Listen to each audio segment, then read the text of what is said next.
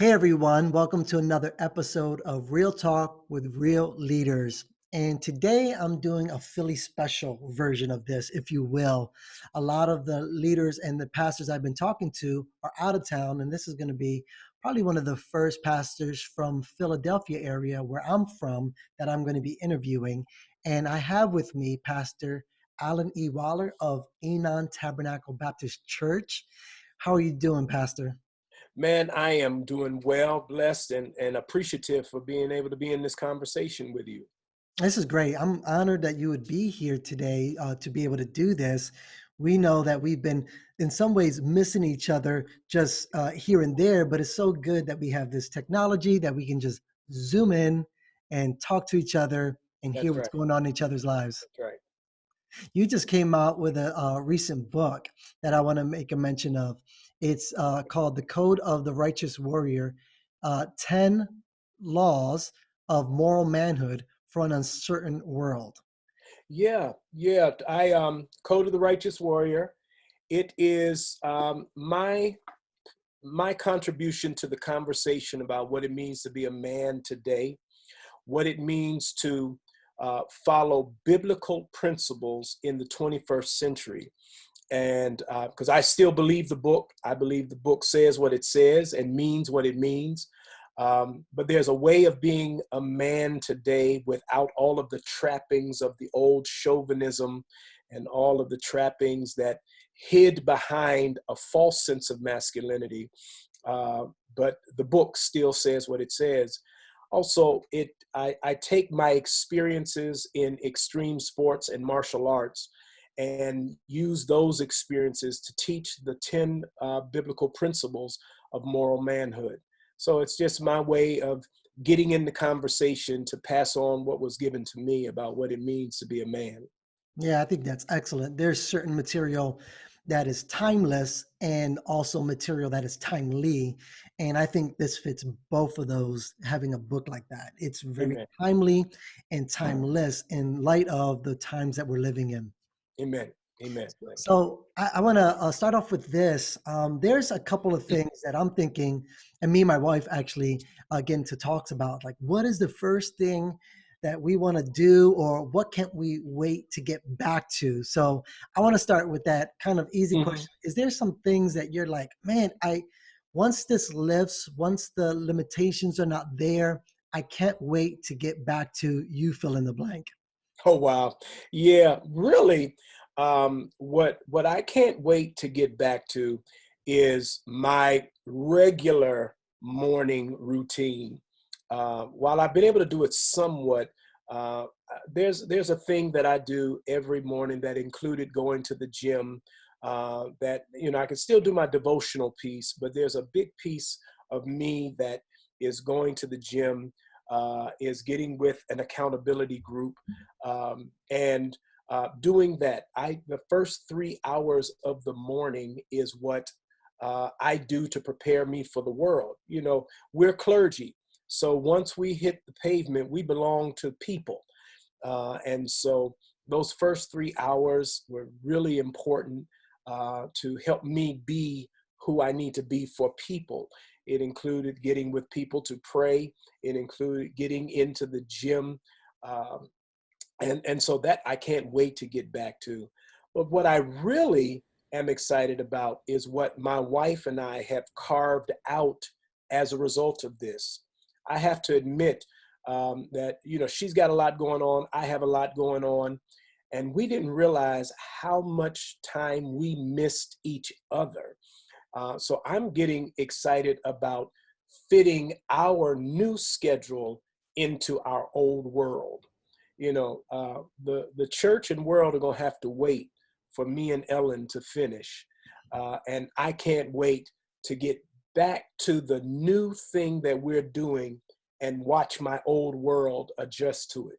Isn't that something? Like we have these routines that kind of make us who we are, these disciplines that we incorporate in our lives that when those things get disrupted, it's like we have to get our equilibrium back in a That's lot right. of ways. And then those things that in some ways we've maybe, I don't know if we've taken it for granted, but they just become even that much more special Hmm. when there's these, these limitations and these dynamics that we're living with. So I hear you, man. I can't wait to get back to the simple things like going to a Barnes and Nobles and just being able to get some Yeah, coffee and read a book and just people watch and maybe watch a movie and just go somewhere with my wife and walk in the park, things like that.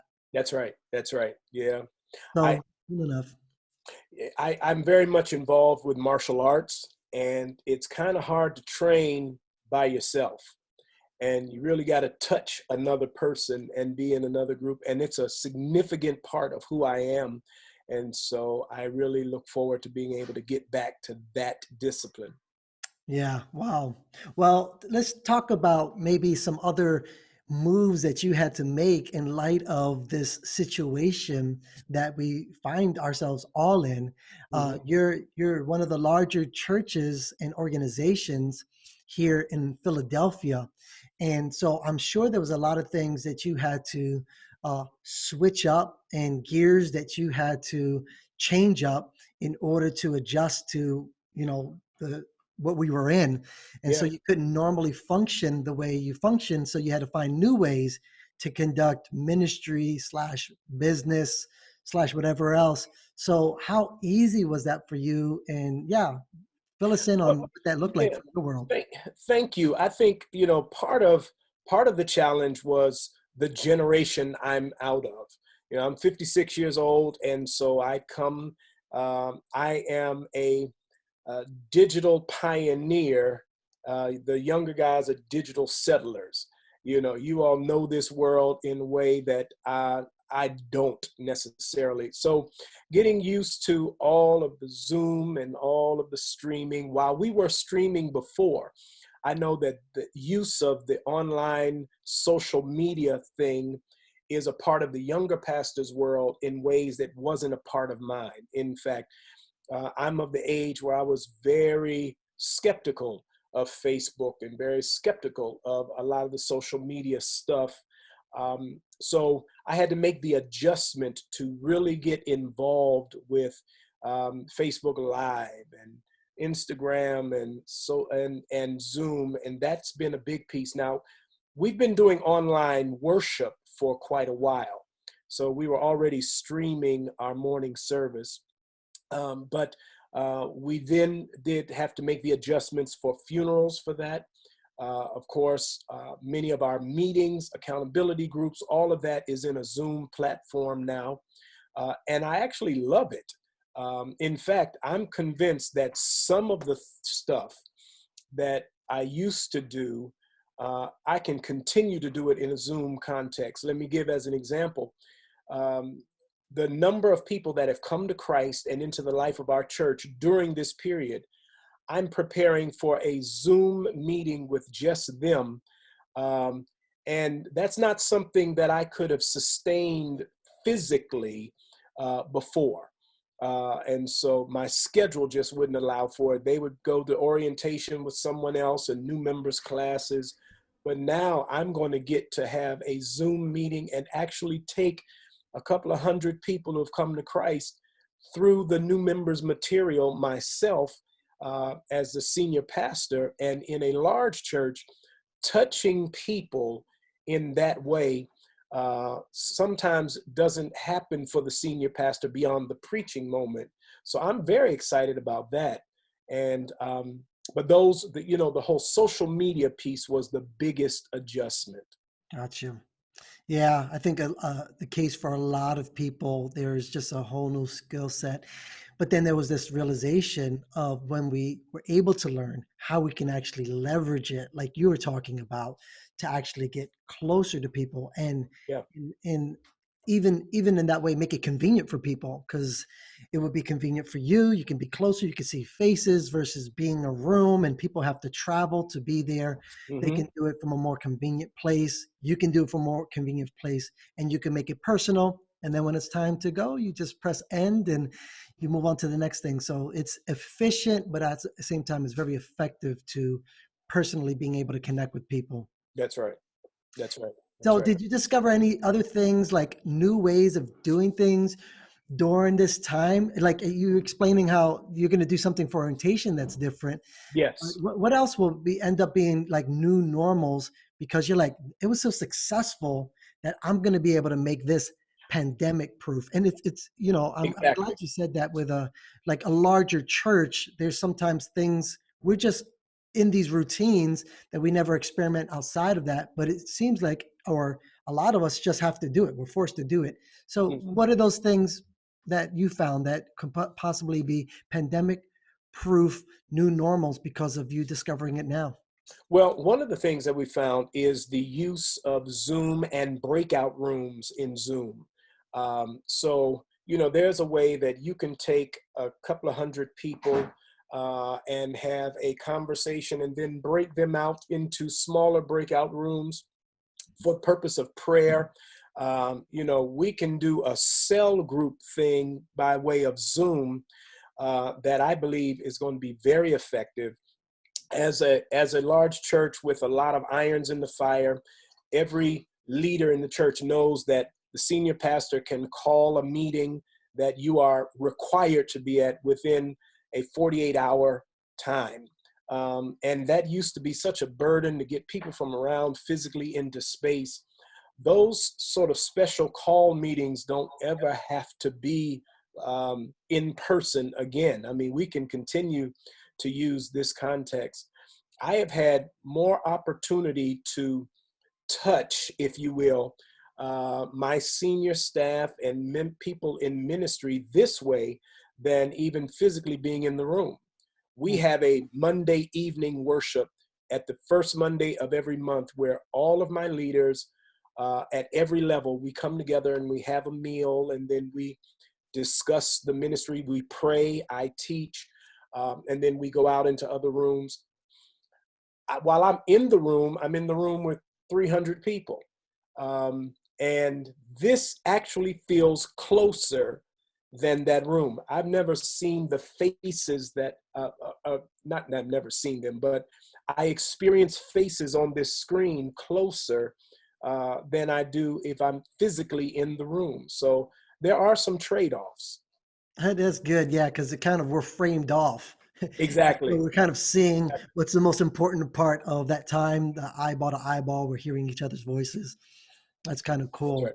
Now, on a different note, um, I don't know how aware you've been of things that have been happening throughout our city, or maybe just the churches that you're affiliated with and connected to. Has there anything that's been happening that you've been pleasantly surprised by, and you're like, "Wow, this is really neat that now we're we're doing this or this type of thing is happening." Yeah, share Yeah, that.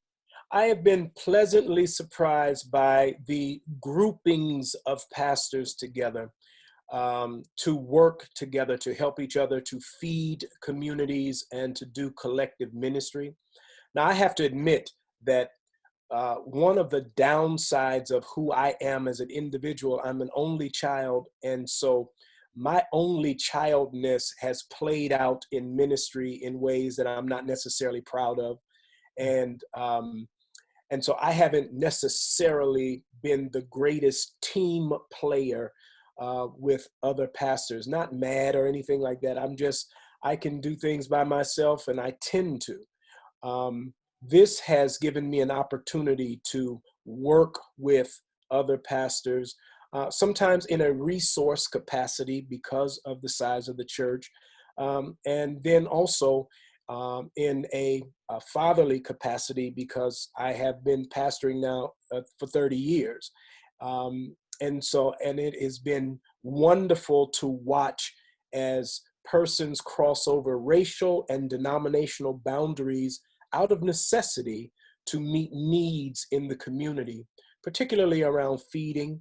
I've had the opportunity to be a part of very smaller but pointed relief fund efforts because the stuff that you hear on TV is hitting large organizations.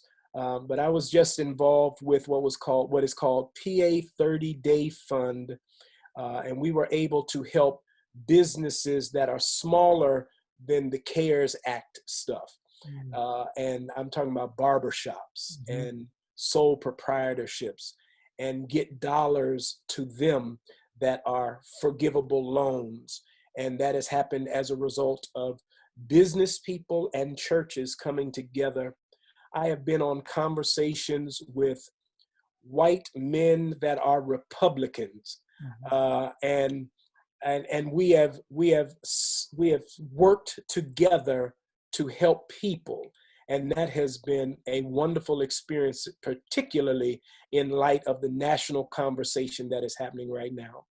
That's neat. I think when we have this common cause, and I Yeah, think we're really looking at the human crisis that this has caused, and each of us lending our specific expertise, but also our willingness to learn from one another is that's right. especially important in a time like this, in the time that we're living in. So I think it's done a great thing for the people who already possessed um, special qualities and such as humility. It has just made us that much more humble and available to Yeah. what God wants to show us collectively. So, really need to hear that. I know that your church has also done some things where it's opened up its doors for a testing site as well. Yes. Yeah. And, one of the challenges around this disease is its impact on Black and brown people, and people with comorbidities. So, and the fact that we did not have enough testing from the very beginning. So we participated in bringing testing into the community. And that's actually how I found out I tested positive. Was not symptomatic, and I did not think I had been around anyone that had tested positive, but I did. And that has put my skin in the game in a deeper way, because there's so many unknowns around this virus. I have been told four different things by four different respected professionals, and they all are different. I've been told 3 days with no fever and you can come out, 10 days with no symptoms and you can come out, 14 days you can come out, 20 days you could still be shedding. I was just tested 2 days ago, and so I'm waiting for my results, because there were those who said I couldn't be retested because there weren't enough test kits. So this has given us an opportunity to advocate for sections of our city that are underserved historically, and right now existentially, because of the lack of appropriate national response. Hmm. Wow. Well, I have one question. It might lead to something else, but it's a change of direction. Hmm. In that we've talked about some of the things that we've done to partnered, and some of the things that we've learned through this, but I want to take it a little bit deeper or more spiritual, if you Yeah. will, Yeah. to getting an idea of, have you had a strong sense of what the Lord is up to and doing with this current situation that we find ourselves in? I want to leave it there and just give you room to kind Yeah. of explore that and share what are those things that God has been showing you. Thank you. There's something that the Lord took me to from the very beginning, and is just continues to reaffirm it. And there in the 23rd chapter, in the 23rd Psalm, the second verse says something that we've been saying, but I don't think we've appreciated the verb in there. He said, "He maketh me to lie down, and maketh me to lie down in green pastures." I think for a long time we read that passage and we saw the shepherd who leads us to wonderful green pastures and allows us to lie down and eat wonderful things. Hmm. He's certainly that shepherd. But that maketh me lie down. Uh, the implication of that word is making me lie down even when I don't want to lie down, making me lie down even when I'm not smart enough to know it's time to lie down. Um, I see a maketh moment in this season. We're having to be quarantined. We're having to lie down. And I believe we're having to lie down to be reminded of what really matters.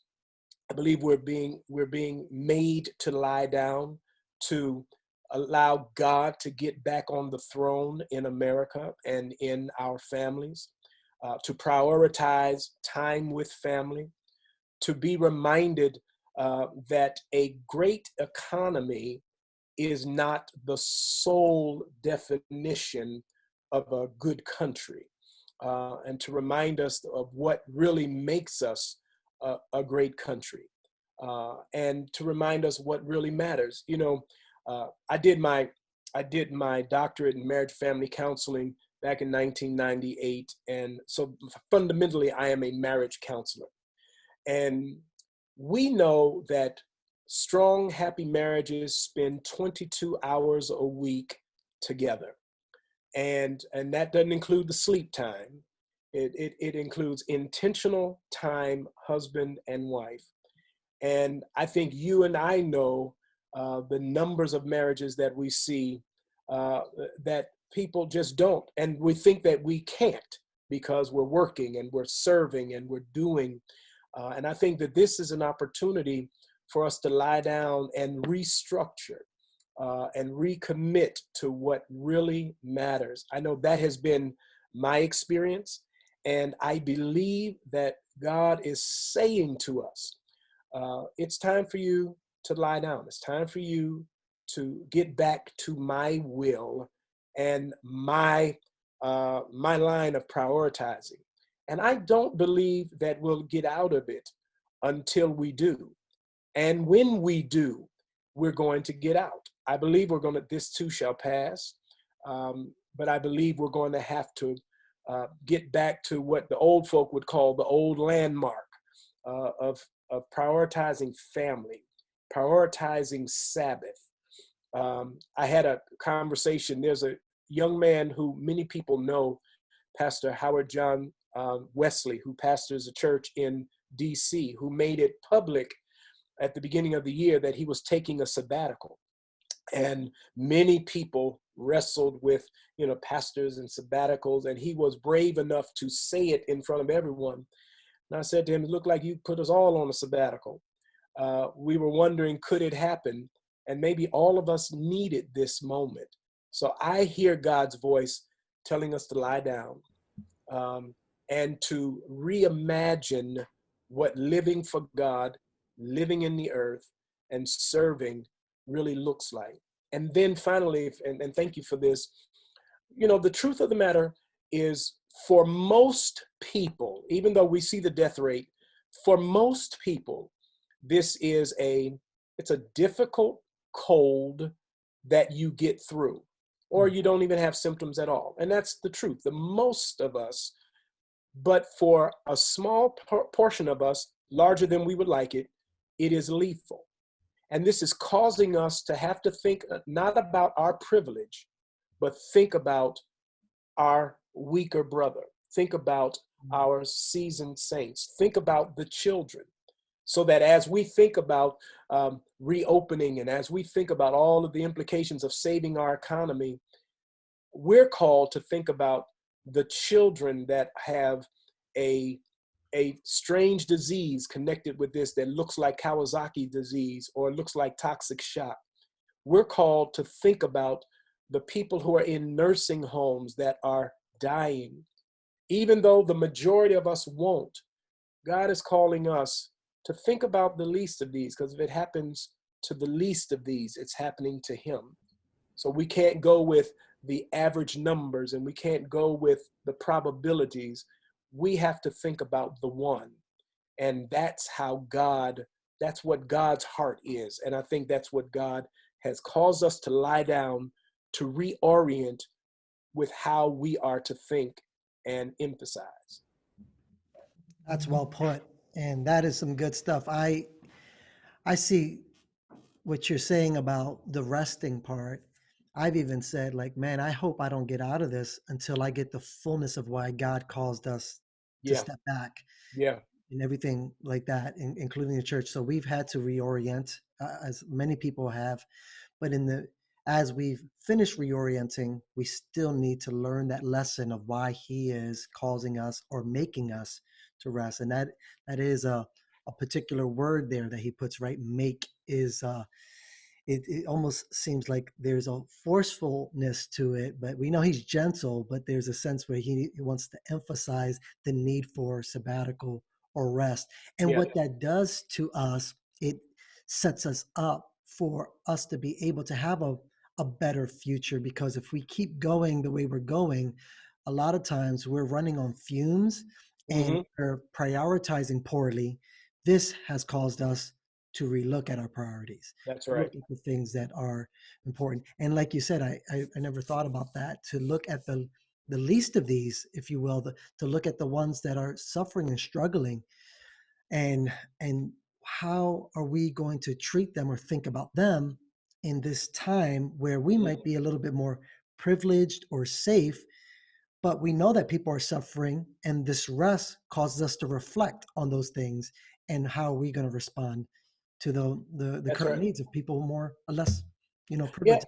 I honestly believe that I have this virus because I would get the attention. I mean, I've been on television. As soon as everybody found out I had it, I've been on every news station.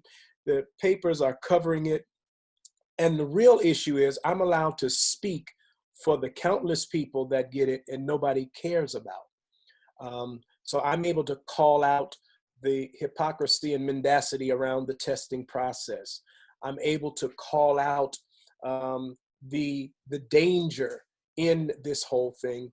And so I view it as assignment that God allowed me to get the virus, is protecting me from it while I'm able to speak. And while the cameras are on me, I need to tell the truth about who's not being served, who's not being helped, and who the people who are suffering as a result of this virus and our lack of clear and cohesive response, comprehensive response. Amen. Well, that's the great way to look at that, right? Because it's like, why did I get this? And then Mm. God shows you is that you get to be a voice. Well, there's Yeah. the reason why I had you on here, Pastor, is because I really think you're an important voice. I'm sure to many people's lives, but especially to our city, that God has given you opportunity and influence to really be a spiritual leader and to be a voice. And so my curiosity is that I wanted to get you on here and just kind of learn what God is teaching you, and see what God is showing you, and then be able to put that out to other people that just are also curious about real leaders such as yourself and what they have to say. Well, man, I appreciate you for allowing me to be a part of this conversation, because I truly respect what you are doing in our city. When you call us together to pray at the Dell Theater, and I bless God for the way in which you are using your voice and your position with the larger group of pastors to help bring our city together. Because we really do need to live up to the name of our city, City of Brotherly Love, Right. and your leadership is leading us in that direction. Well, I appreciate that, Pastor. It means a lot coming from you. So thank you for all of you who've tuned in today. I pray you are blessed by this great conversation that we had with Pastor Alyn Wilder. Check out his book, check out what they're doing. He's an awesome church, awesome man of God, awesome material that's out there. And appreciate you once again, Pastor Allen, for stopping by and Thank talking you. with me.